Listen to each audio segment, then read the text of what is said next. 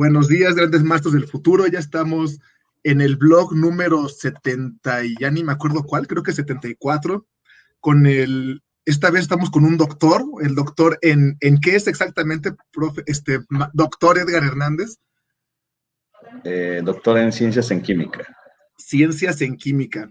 Muy bien. Y él, aparte de ser doctor en Ciencias en Química, pues tengo el honor de ser su profesor de karate, y él es de mi primer generación de cintas negras junto a mi esposa, ¿no? Entonces le tengo un aprecio muy grande, aparte de que él es alguien muy especial en mi camino del karate, porque cuando llego a Jojutla, la primer clase que tuvimos en el dojo, me invitó unos tacos, ¿no? Y eso fue algo que me hizo sentir bienvenido en un lugar que era extraño para mí, entonces eso lo sigo agradeciendo, aparte de todas las invitaciones que me ha hecho, siempre me ha ayudado a crecer. Entonces, bueno, ya no, si no quiero ser muy pero algo que me llama la atención es todo lo que usted hace y aún así se mantiene con los pies en la tierra.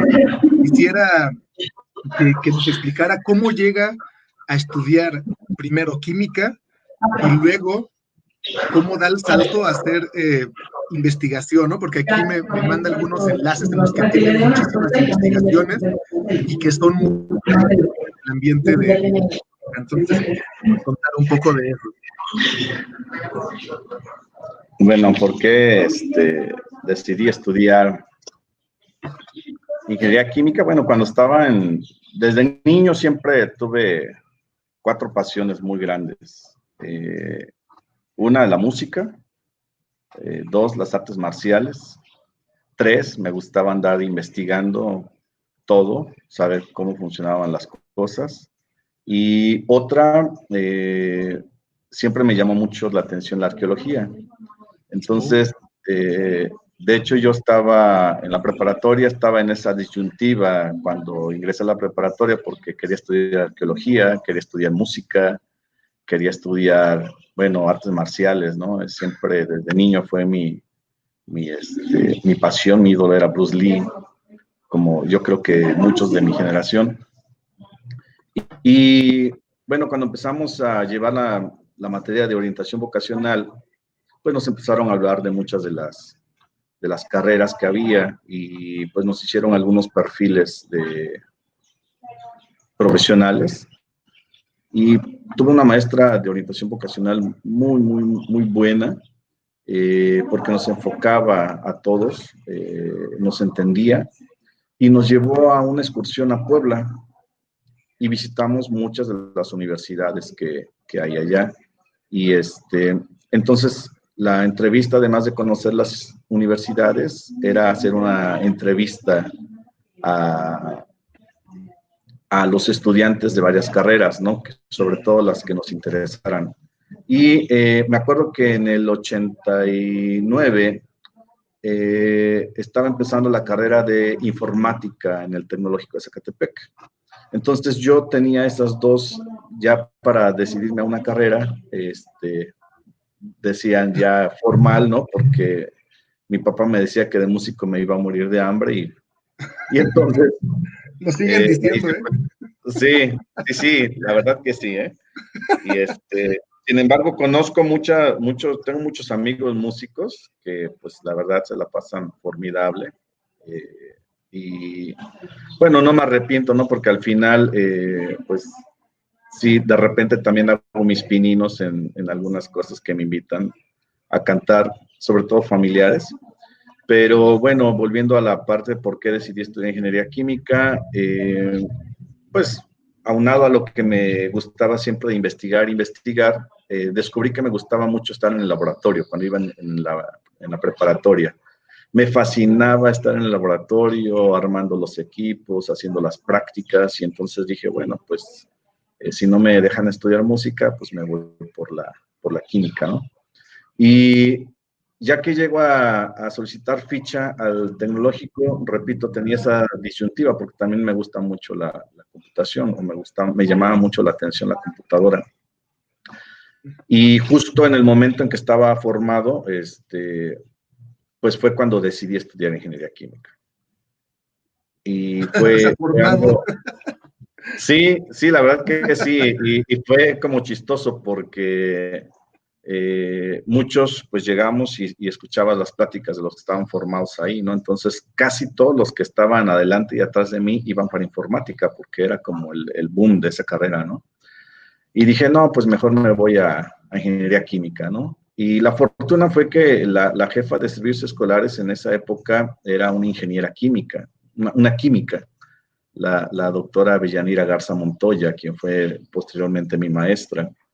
Y cuando ella me recibió los documentos para tramitar mi ficha y cuando vio que iba a ingeniería química me dijo, joven, lo felicito, va a la carrera más bonita del tecnológico, ¿no? Y hasta la fecha estoy convencido de ella.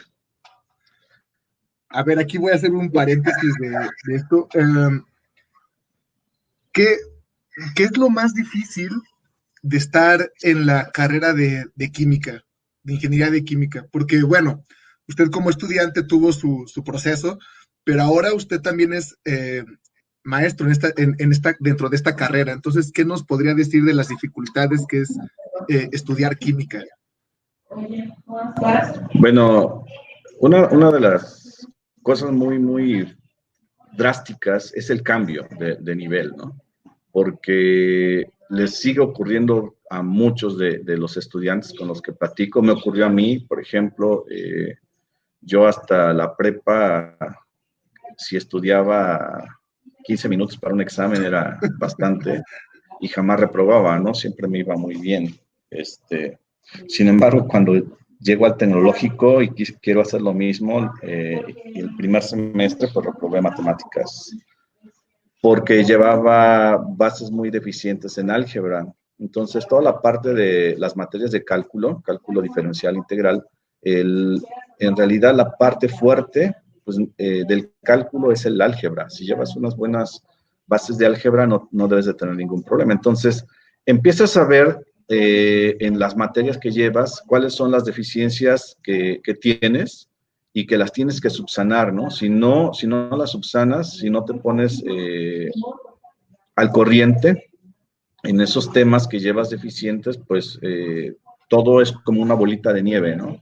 A partir de ese conocimiento básico, tienes que entender conceptos más complejos de ingeniería o más interesantes de ingeniería, pero si no tienes bien tus bases, pues se te va a complicar. Entonces, en realidad, siempre les digo a mis estudiantes que obviamente la carrera es interesante y que pues deben de ver cuáles son sus deficiencias, también deben de ver el perfil que llevan, porque llevan materias de ingeniería ambiental, llevan materias de procesos, entonces desde ahí pueden ir perfilándose a cuál área de la ingeniería química, porque es muy vasta, cuál es el área de la ingeniería química en la que pues son más hábiles, ¿no? Pero en principio, pues los conocimientos básicos, sobre todo en matemáticas. Y también muchos piensan que ser químico es estar todo el día como científico loco, ¿no? Con las sustancias y mezclando y quemando. Y realmente, ¿qué tanto de eso hay dentro de la carrera? Bueno, tenemos varias materias que se enfocan precisamente al conocimiento, introducción al trabajo en laboratorio.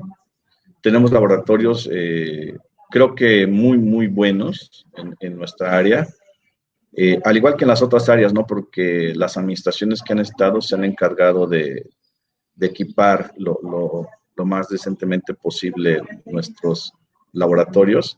Y creo que los laboratorios son muy funcionales. De hecho, contábamos con uno de los laboratorios que les llamamos de química pesada, donde tenemos ya equipos a nivel planta piloto, y pues recibíamos a estudiantes de otros tecnológicos que venían a trabajar, ¿no? Lamentablemente con el sismo, pues se dañaron algunos equipos. Ese laboratorio, como es muy grande, lo ocuparon como una bodega, pero ya se está echando a andar nuevamente. Entonces, algunas materias son, yo creo que 50 y 50, ¿no? Tenemos que poner en práctica en el laboratorio, sobre todo en las químicas, para poder entender los conceptos de las reacciones, pues hay que meterse al laboratorio a hacer reacciones. Y En las materias de operaciones unitarias, pues también hay que entrar al laboratorio para aprender a usar los equipos que corresponden a estos procesos de operaciones unitarias que llamamos en ingeniería química, ¿no? Ok, bueno, ahora sí ya regresando. Entonces, ya estando estudiando química, ¿cómo es el salto a decidir dedicarse a la investigación? Bueno, ahí tuve la fortuna cuando egresé, tuve la fortuna de conocer bueno, desde el inicio de la carrera conocí a mi esposa, ¿no? Araceli, y ella tiene un primo, el doctor René Salgado Delgado, que ojalá también lo puedas entrevistar en alguna ocasión, porque es un tipo muy interesante, sobre todo porque le gusta mucho la difusión de la ciencia. Y bueno, con él empezamos a trabajar y al finalizar, necesitábamos titularnos, ¿no? Y en esa época la opción más viable de titulación era haciendo tesis. Y René estaba haciendo su tesis con un maestro en ciencias que había llegado de la Universidad de Sheffield, de Inglaterra, y necesitaba tesistas. Entonces ya me enrolé con él, me dijo que sí requería tesistas, mi esposa y yo hicimos la tesis con él, estuvimos en el Instituto de Física del UNAM haciendo unas pruebas, estuvimos participando en congresos y pues ahí fue donde me enamoré de la investigación porque pues era estar en laboratorio, analizando los resultados, haciendo el diseño de experimentos, haciendo las pruebas, analizando los resultados y lo más bonito era que podías ir a presentarlos a congresos, ¿no? A congresos que obviamente son en muchos lugares turísticos.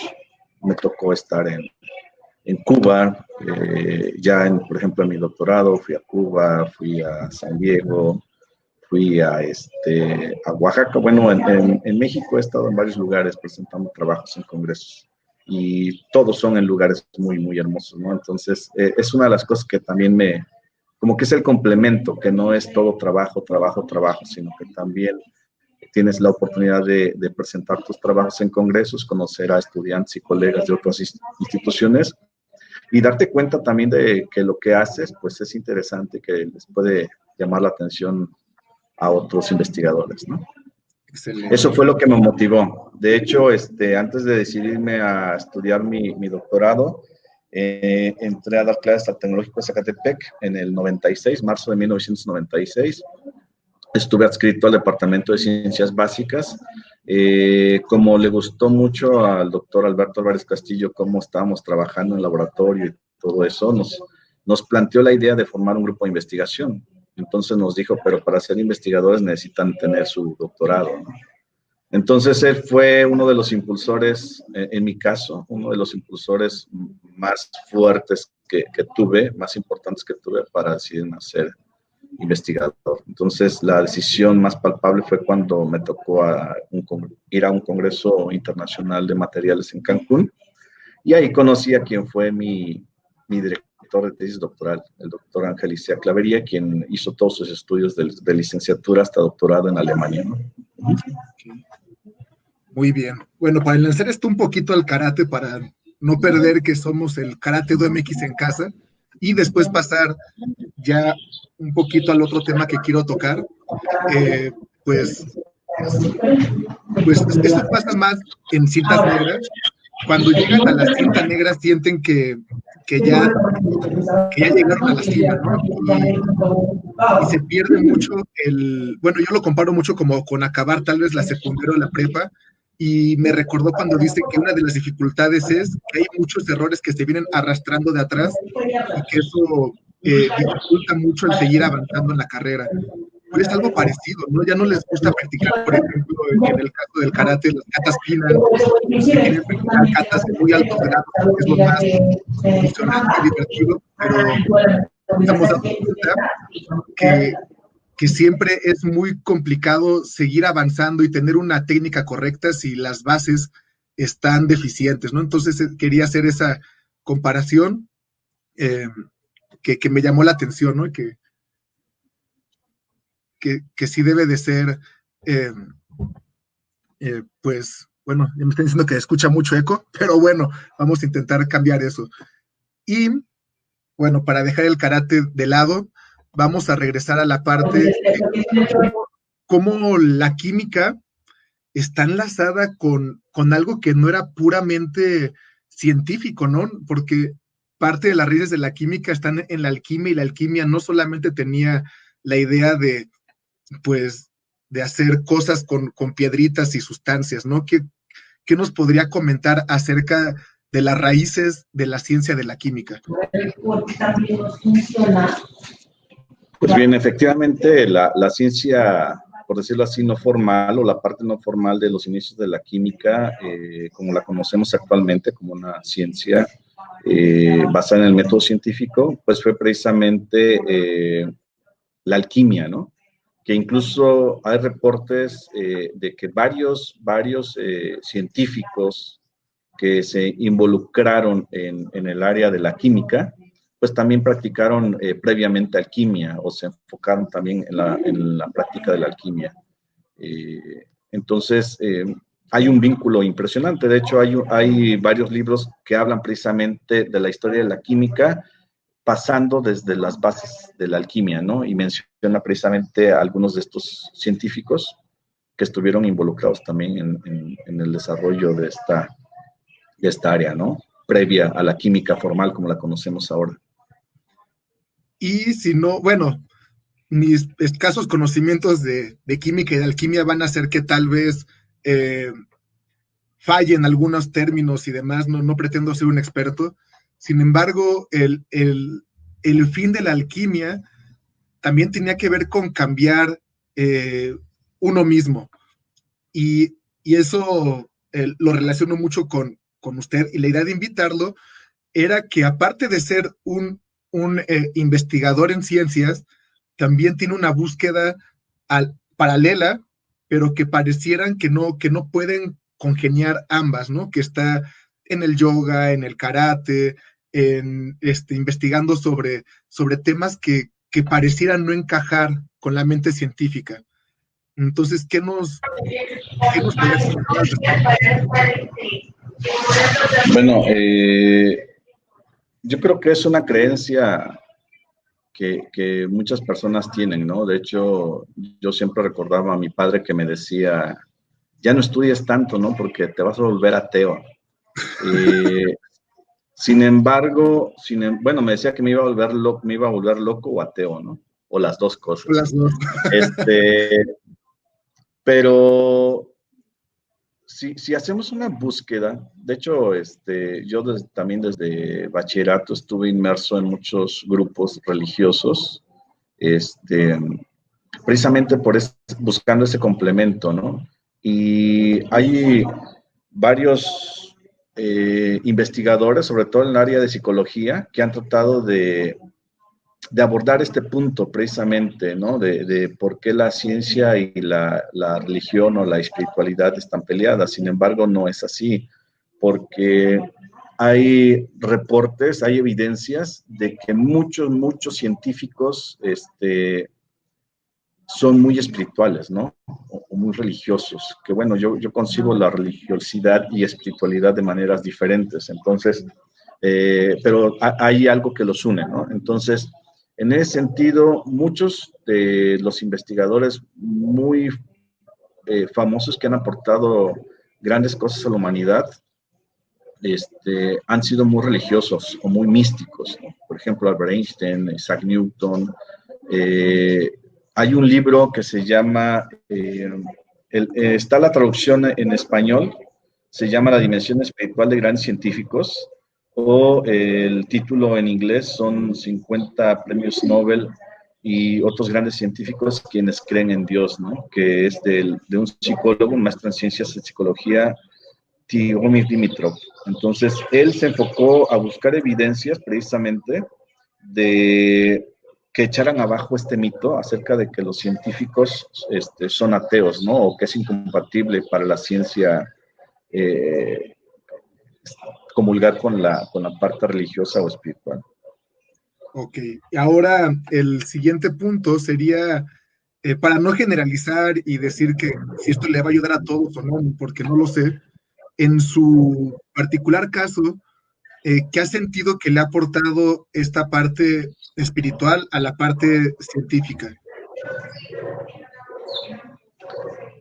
Bueno, hay una relación, ¿no? Decía, eh, los extremos, por decirlo así, los extremos en la parte científica es hablar de pseudociencia, ¿no?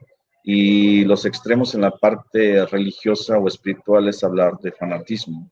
Entonces, obviamente, el estar inmerso en ambos mundos, por decirlo así, te permiten pues no irte a ninguno de los dos extremos.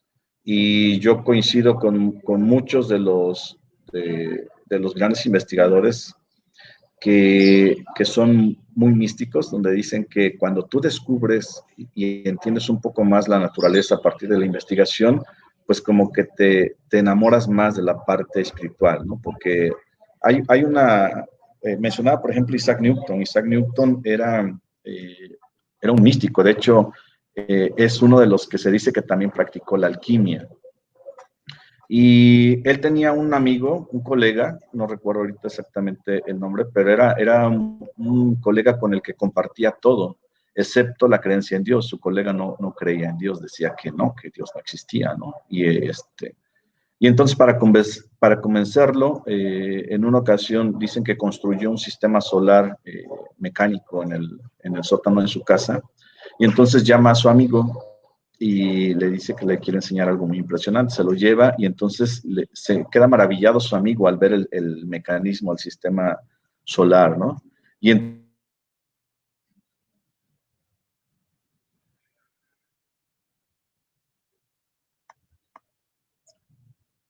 Ups, creo que hay problemas técnicos.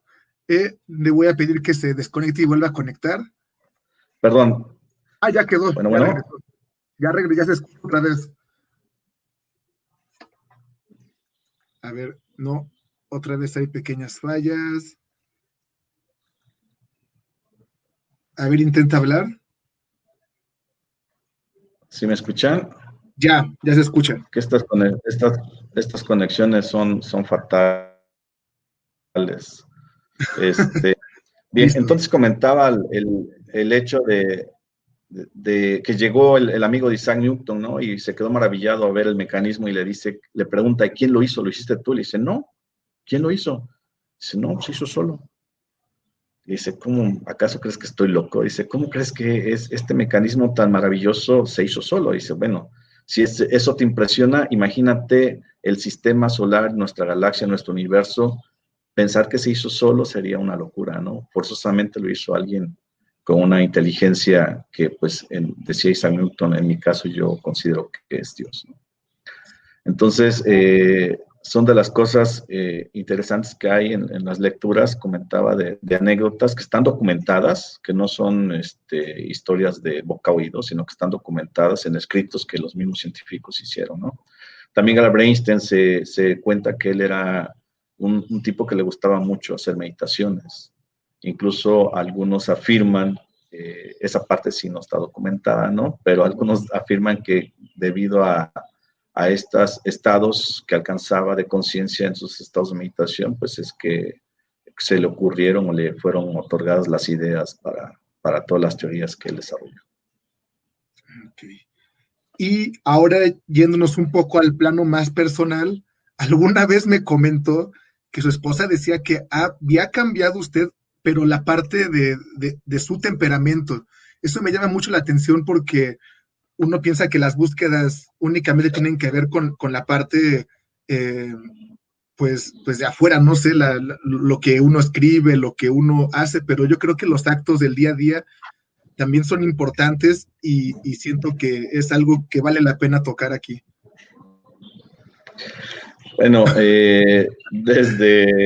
como decía, desde joven he estado inmerso en muchos grupos y también me ha gustado tomar cursos sobre relaciones humanas, sobre superación personal y todo eso, ¿no? Y fue hasta que me topé ya con algo más formal en esta búsqueda, con un grupo de amigos que me hizo ese comentario mi esposa, ¿no? Que a raíz de que había ingresado a este grupo, es cuando realmente ella había notado un cambio, ¿no? No como antes, donde yo sentía que sí había cambiado en mis cursos que había tomado y me decía, tú sigues igual, ¿no? Este, pero pues obviamente es parte del proceso, ¿no? Nadie cambia de la noche a la mañana y este proceso de esculpirte, de moldearte a ti mismo a partir de estos caminos, de estas búsquedas, es donde te vas encontrando poco a poco.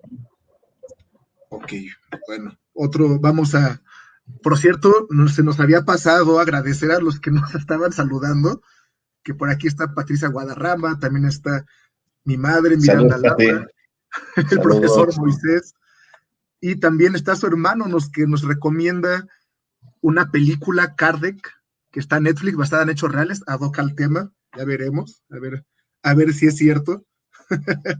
y, y seguramente, o espero que lo vean varios de sus alumnos, porque ustedes siempre, que veo las publicaciones de Facebook, siempre lo mencionan con mucho cariño, siempre lo mencionan como un muy buen maestro, y, y bueno, yo lo considero también un ejemplo, porque a pesar, ya lo dije al principio, a pesar de todo lo que sabe, siempre es muy, pues, suena, es que a veces tiene una mala connotación, ¿no? Pero pues es bastante humilde en el trato con las demás personas, ¿no? Es muy, muy cortés. Y, y he visto que personas con menos estudios y menos preparación sí cambian, pero cambian para peor, ¿no? Entonces, por eso, una de las razones por las que lo invité es esto, que tal vez yo podría darle parte del crédito de ese cambio positivo que usted tiene a esa otra búsqueda que también tiene en su vida, aparte de la parte profesional. Y dentro de esa búsqueda que ha tenido también, veo que en el yoga se ha metido también, pues bastante, tanto usted como su esposa. ¿Qué podría comentar del yoga en esta búsqueda que ha tenido?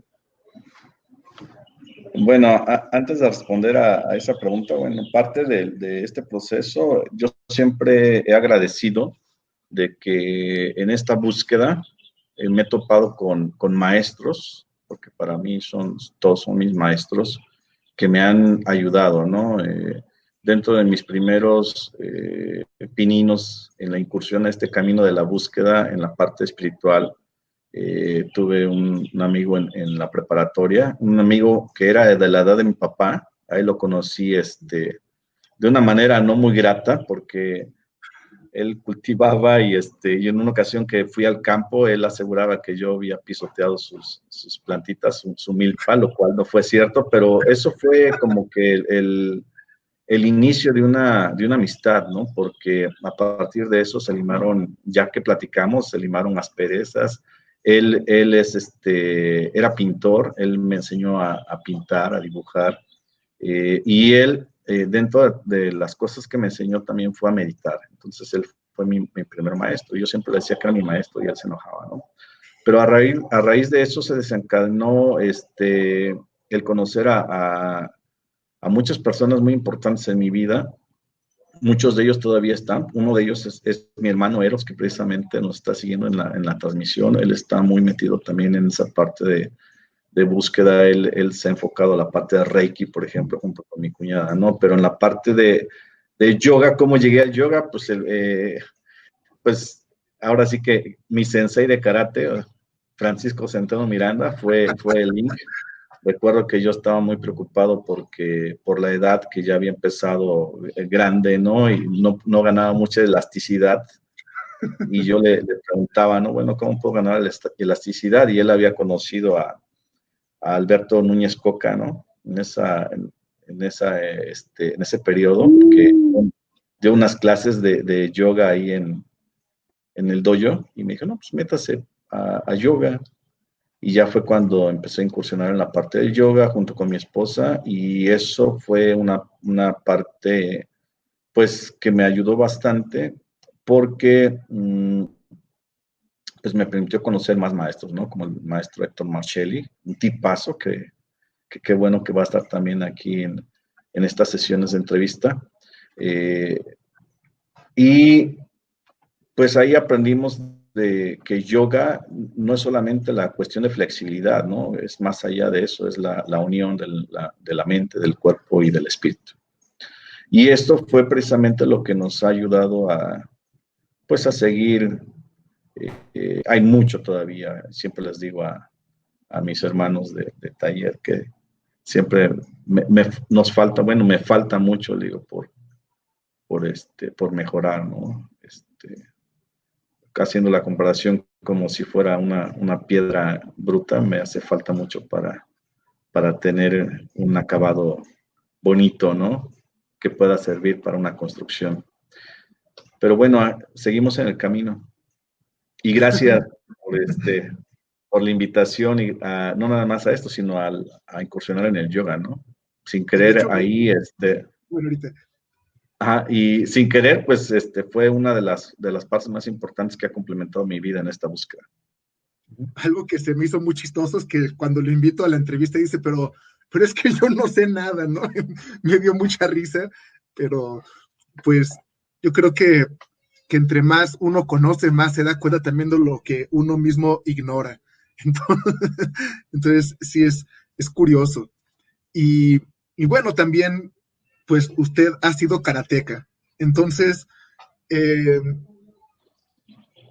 pues estoy muy acostumbrado a escuchar lo que dicen karatecas sobre el karate, pero aprovechando que tenemos a un científico aquí, pues eh, el karate o el arte marcial, ¿qué ha sido para usted y qué significó esa cinta negra que pues a veces uno pues ya la ve como un simple trapo, ¿no? ¿Qué fue esa experiencia? Bueno, para empezar, yo no lo veo, en mi caso muy personal, como un simple trapo, ¿no? Porque fue todo un proceso muy, de varios años. Yo les comentaba a veces a algunos amigos con los que tengo un trato muy cercano, pues es como si estudiaras otra carrera, ¿no? Porque pues te lleva al borde de más o menos 5 años, ¿no? Siendo Sí, más sí, o menos sí, constante. Recuerdo que yo me aventé como una maestría en cinta, en cinta café, pero hasta que me alcanzó Eli, ¿no?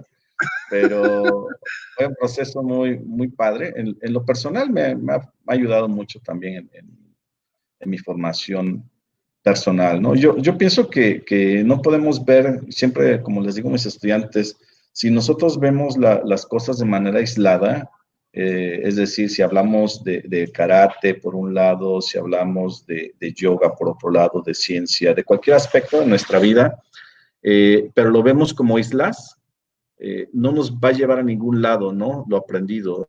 Lo interesante es darnos cuenta, como se aprende en el yoga, que todo está unido, o como aprendemos en otras escuelas eh, que se enfocan precisamente al estudio de esto, es darnos cuenta de que todo está unido, ¿no? Incluso nosotros mismos estamos unidos y que cuando hacemos un daño a un semejante, a una persona o a parte de la naturaleza, pues también nos estamos dañando a nosotros mismos y eso pues lo podemos ver ahora, ¿no? Con todo lo que está pasando. Realmente el mal que se hace a alguien, al entorno, a la naturaleza, pues es algo que es como dicen coloquialmente, estamos escupiendo para arriba, ¿no?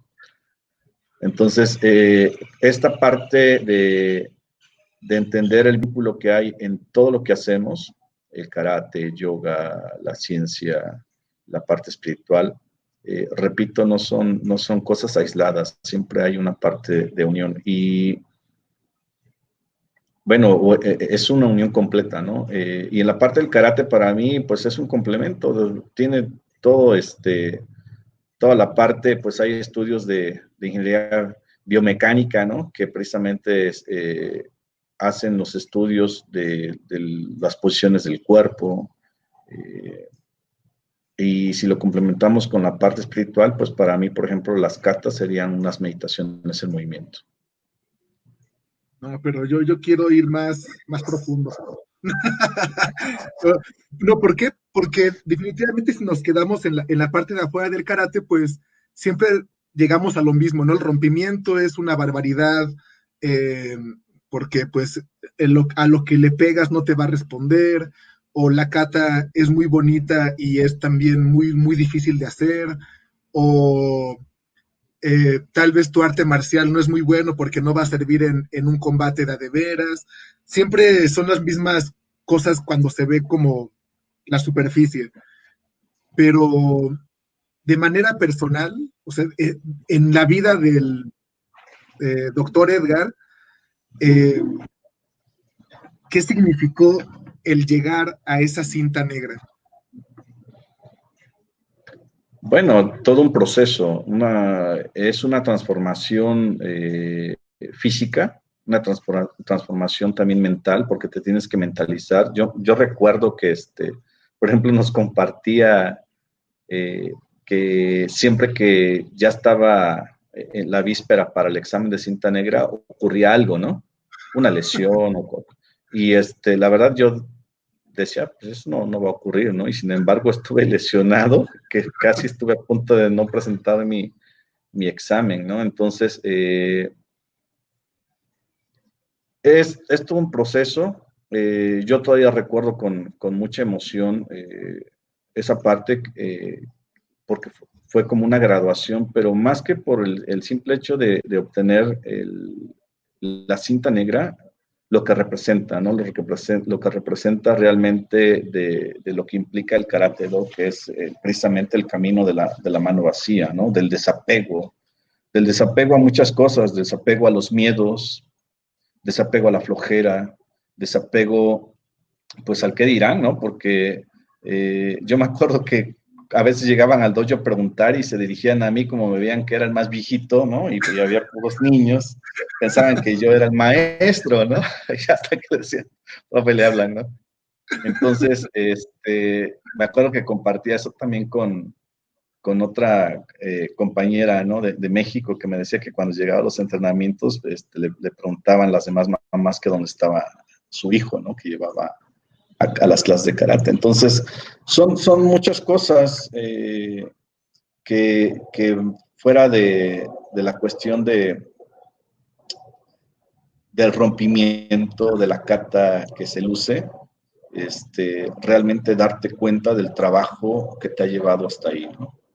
Porque sí se requiere disciplina, se requiere entrega, y se requiere mucha pasión, ¿no? Y algo que a mí me quedó, por ejemplo, grabado de las clases cuando nos decía, no pongas cara de sufrimiento, ¿no? Si no eres capaz de sonreír cuando estás haciendo algo, quiere decir que no lo estás disfrutando, ¿no? Y eso me ha permitido también extrapolarlo a otros aspectos de mi vida, darme cuenta que si no soy capaz de sonreír cuando estoy haciendo la redacción de un artículo, un proyecto, o cuando estoy en mis prácticas de yoga, ¿no?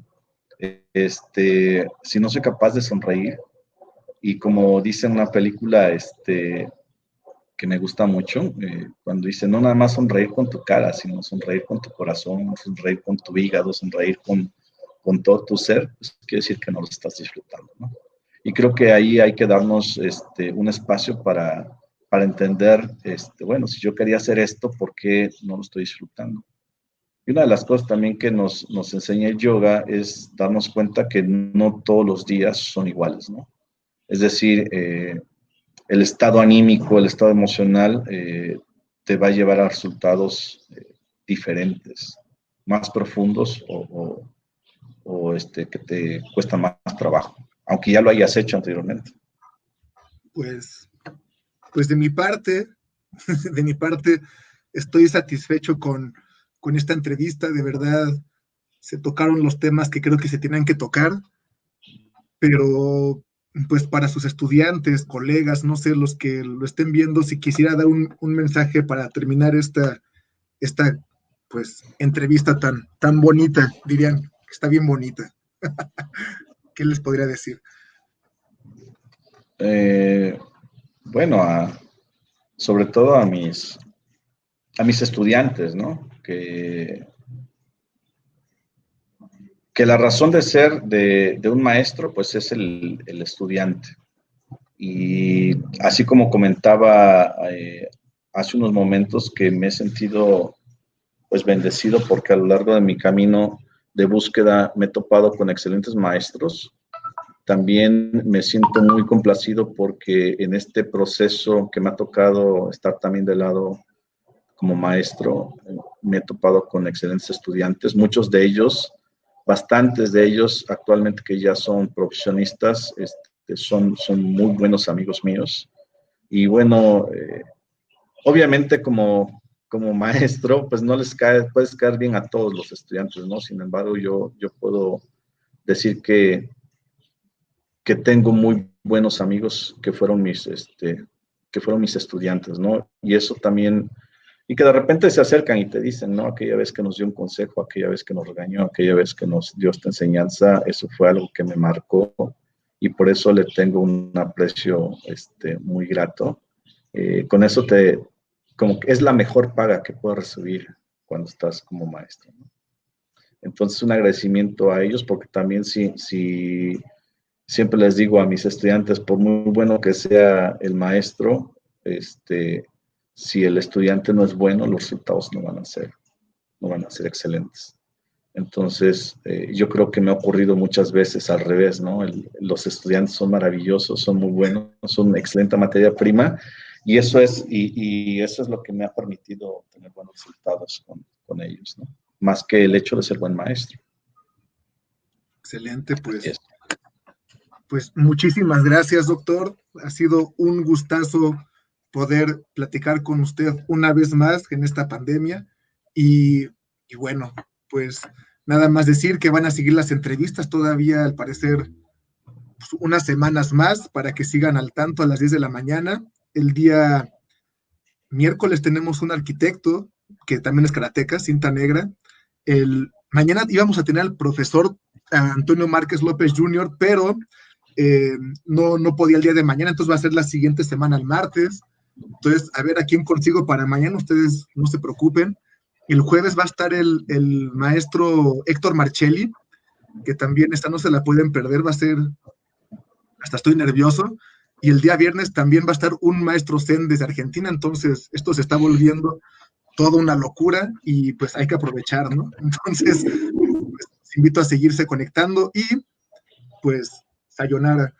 Nos vemos. Muchas gracias y una felicitación por esta iniciativa, Sensei, que obviamente, Gracias. sin lugar a dudas, es muy buena para todos aquellos que nos puedan escucharnos, ¿no? Y sobre todo para nosotros, porque también es un proceso de aprendizaje.